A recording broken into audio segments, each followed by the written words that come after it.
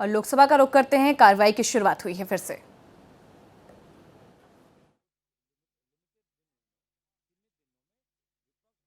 सदन की कार्रवाई को चलाने दें प्लीज काइंडली। मैं सभी टैगोर मलक्कम साहब, you are a chief whip of the party. अगर parliamentary affairs minister he has express his feeling कि now home minister is ready to reply on the floor of the house, लेकिन अब कौन house को व्यवस्थित करिए। अखिलेश जी इधर से व्यवस्थित है, चाहे संजय जायसवाल जी हो, निशिकांत जी हो, सभी पूरा सत्ता पक्ष बैठा है।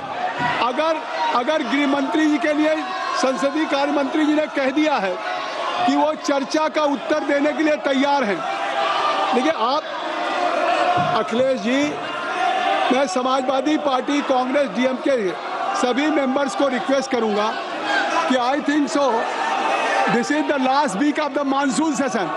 इन last 3 weeks the entire monsoon session was washed out. Who is responsible? Who is accountable? You have been elected. You are fortunate, lucky. You only just to bear your responsibility towards your electoral college. But here you are not participating in debate. Even you were demanding that Home Minister should reply. अब parliamentary affairs minister ने कह दिया है, तो अगर आप जवाब चाहते हैं तो सदन को व्यवस्थित करें।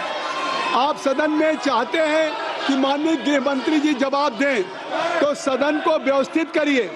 माननीय गृह मंत्री जी का जो आप मांग रहे थे कि माननीय गृह मंत्री जी सदन में हमको जवाब दें, माननीय संसदीय कार्य मंत्री ने कह दिया कि हम गृह मंत्री जी जवाब देने के लिए तैयार हैं और गृह मंत्री जी चाहते हैं कि चर्चा हो, तो आप सदन को व्यवस्थित करें।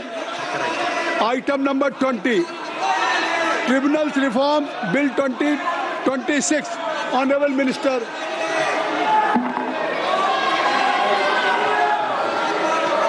Honorable Chairperson sir, with your kind permission, I want to move that the bill to improve the efficiency, मेरी रिक्वेस्ट है, ensure independence, नीचे करिए, transparency, ये डिस्प्ले इस तरह से प्ले कार्ड डिस्प्ले करना, ये इस तरह से प्ले कार्ड डिस्प्ले, ये न नियम परमिट करता है न चेयर करता है।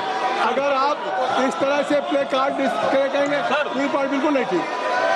सर, माननीय मंत्री जी, sir, with your kind permission, I want to move that the bill to improve the efficiency, ensure independence, transparency and uniformity in the qualifications, appointment, terms and conditions of the service of chairperson and members of the various tribunals, the administration and functioning of the tribunals, to establish a national tribunal commission and to make consequential amendment in the related enactments and for matters connected therewith or incidental thereto be taken into consideration. अध्यक्ष जी, आज ये बहुत महत्वपूर्ण bill सदन के समक्ष आया है। ये जो रिफॉर्म एक्सप्रेस देश में चल रही है नरेंद्र मोदी जी के नेतृत्व में, उसी का ही एक ये पार्ट है और आपने अनुमति प्रदान की है, इसलिए मैं आपका आभारी हूँ। हमारे संविधान के आर्टिकल 323A और 323B में ये उपबंधित किया गया है और बाद में एक स्वर्ण सिंह कमेटी की रिकमेंडेशन के आधार पर 42वें संविधान संशोधन 1976 के अंतर्गत संविधान में शामिल किया गया ट्रिब्यूनल की व्यवस्था को, ये मैं बताना चाहता हूँ। और इससे देश आजादी से पहले भी एक हमारे यहाँ ट्रिब्यूनल था, ITAT, इनकम टैक्स ट्रिब्यूनल, तो वो 1941 का था, लेकिन ये 76 में फिर ये ट्रिब्यूनल की व्यवस्था की गई। ट्रिब्यूनल का उद्देश्य कोर्ट्स का अल्टरनेट बनना नहीं होकर मॉडर्न गवर्नेंस में taxation, company law, environment, security market, intellectual property और अन्य स्पेशलाइज्ड रेगुलेटरी मैटर से जुड़े मामले सुलझाने हेतु एक कॉम्प्लीमेंट्री संस्था के रूप में भूमिका निभाता है, जिससे speedy and effective justice delivery के अल्टीमेट गोल प्राप्त किया जा सके। ये ट्रिब्यूनल की व्यवस्था है। माननीय अध्यक्ष महोदय, समय के साथ ट्रिब्यूनल की संख्या बढ़ी, अलग अलग मिनिस्ट्रीज डिपार्टमेंट के एडमिनिस्ट्रेटिव स्ट्रक्चर के अंतर्गत इसके लिए अलग अलग सिस्टम विकसित हुए।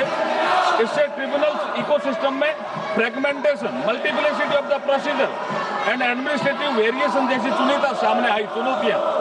इसलिए प्रधानमंत्री श्री नरेंद्र मोदी जी के नेतृत्व में सरकार ने वर्ष 2015 में 15 से ही ट्रिब्यूनल के रेशनलाइजेशन की प्रक्रिया प्रारंभ की, जिसके तहत फाइनेंस एक्ट 2017 द्वारा समान प्रकृति वाले ट्रिब्यूनल्स का मर्जर कर उनकी संख्या 26 से घटाकर 19 की 19।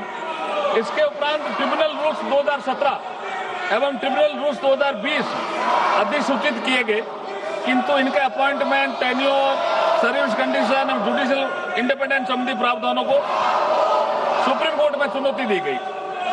रोजर मैथ्यू 2019 तथा मद्रास बार एसोसिएशन 2020 मामलों में सुप्रीम कोर्ट ने कई प्रावधानों को असंवैधानिक ठहराते हुए एक स्वतंत्र नेशनल ट्रिब्यूनल कमीशन की स्थापना का निर्देश दिया। इसी के लिए मैं आज आपके समक्ष बिल लेकर के आया हूं। इसके पश्चात ट्रिब्यूनल रिफॉर्म ऑर्डिनेंस 2021 तथा बाद में ट्रिब्यूनल रिफॉर्म्स एक्ट 2021 लागू किए गए। इसके पश्चात ट्रिब्यूनल की संख्या 19 से घटाकर 16 किया गया। इस एक्ट के कई प्रावधानों को भी सुप्रीम कोर्ट ने जुडिशियल इंडिपेंडेंस एवं सेपरेशन ऑफ पावर पूर्वक मानते हुए असंवैधानिक घोषित कर दिया।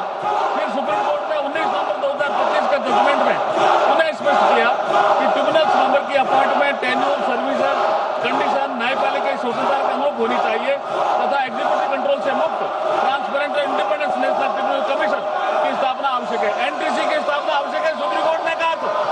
इसी के लिए माननीय अध्यक्ष महोदय, इन्हीं न्यायिक निर्देशों को ध्यान में रखकर तथा कॉन्स्टिट्यूशनल तथा जुडिशियल फ्रेमवर्क को देखते हुए एक modern, independent and uniform tribunal ecosystem बनाने हेतु ट्रिब्यूनल रिफॉर्म बिल 2026 लाया गया है इस मान सदन के समक्ष। मैं सदन के माध्यम से एक बात स्पष्ट करना चाहता हूं कि यह बिल ट्रिब्यूनल की सब्सटेंटिव जुरिस्डिक्शन में कोई परिवर्तन नहीं करता। प्रत्येक ट्रिब्यूनल की जुरिस्डिक्शन वही रहेगी जो उसके संबंधित पेरेंट एक्ट में निर्धारित है, अर्थात जुरिस्डिक्शन बदलने का बिल नहीं है। ये governance, appointments, institutional independence, transparency और एफिशिएंसी को मजबूत करने का बिल है। माननीय अध्यक्ष महोदय, इस बिल के प्रमुख प्रोविजन इस प्रकार है। नेशनल ट्रिब्यूनल कमीशन की यानी एनटीसी की स्थापना, जिसकी अध्यक्षता सुप्रीम कोर्ट के फॉर्मर जज तथा हाई कोर्ट के फॉर्मर चीफ जस्टिस करेंगे। एनटीसी में 2 जुडिशियल, 2 टेक्निकल मेंबर होंगे ताकि न्यायिक व तकनीकी विशेषज्ञता समन्वय हो। ट्रिब्यूनल अपॉइंटमेंट की प्रक्रिया एनटीसी के माध्यम से अधिक पारदर्शी, निष्पक्ष और मेरिट बेस्ड बनाया जाएगा, जिससे सर्च कम सिलेक्शन अपॉइंटमेंट तथा इंक्वायरी और रिमूवल से जुड़े कार्य शामिल होंगे। यूनिफॉर्म गवर्नेंस आदि एकरूपता के लिए डेडिकेटेड एनटीसी सेक्रेटेरिएट की व्यवस्था भी की गई है ताकि ट्रिब्यूनल का प्रशासनिक संचालन अधिक व्यवस्थित और संस्थागत हो। मेंबर्स के लिए 5 ईयर टेन्योर तथा स्पष्ट सर्विस कंडीशन का प्रावधान है, जिससे ट्रिब्यूनल की इंस्टीट्यूशनल इंडिपेंडेंस मजबूत हो। एलिजिबिलिटी के लिए कोई अलग मिनिमम एज रिक्वायरमेंट निर्धारित नहीं की गई है। माननीय अध्यक्ष महोदय, यह tribunal reform ease of justice, ease of doing business को बढ़ाने तथा ग्लोबल बेस्ट प्रैक्टिसेस को अडॉप्ट करने की दिशा में एक महत्वपूर्ण माइलस्टोन है, जो भारत के लीगल व इंस्टीट्यूशनल आर्किटेक्चर को और मजबूत करेगा तथा सर्वसुलभ, समयबद्ध और प्रभावी न्याय की हमारी संवैधानिक प्रतिबद्धता को आगे बढ़ाकर विकसित भारत 2047 के संकल्प को और सशक्त करेगा। मैं इसी विश्वास के साथ मैं सभी सदस्यों से आग्रह करता हूं कि सुधारों की इस कड़ी में लाए गए ट्रिब्यूनल रिफॉर्म विधेयक को सर्वसम्मति से पारित करें। जैसे हमारे रोड सेक्टर में रोड आवश्यक है, रेल सेक्टर में रेल आवश्यक है, इंफ्रास्ट्रक्चर, ऐसे एयर सेक्टर में एयर इंफ्रास्ट्रक्चर आवश्यक करें। ऐसे ही इकोनॉमी की साइज बढ़ाने के लिए लीगल सेक्टर में बात कह रहे हैं। लीगल सेक्टर में एक मिनट माननीय मंत्री जी, माननीय मंत्री जी, पूरे देश के ट्रिब्यूनल के यूनिफॉर्मिटी के लिए एक्सेस टू जस्टिस की बात कर रहे हैं, तो कृपया आप इनकी बात को सुने। आप देश के सारे ट्रिब्यूनल्स के लिए क्वालिफिकेशंस, यूनिफॉर्मिटी बनाई जाए। You are a senior lawyer mister. और सदन की कार्रवाई जारी है, लेकिन ऐसे में हंगामा भी थमने का नाम नहीं ले रहा है।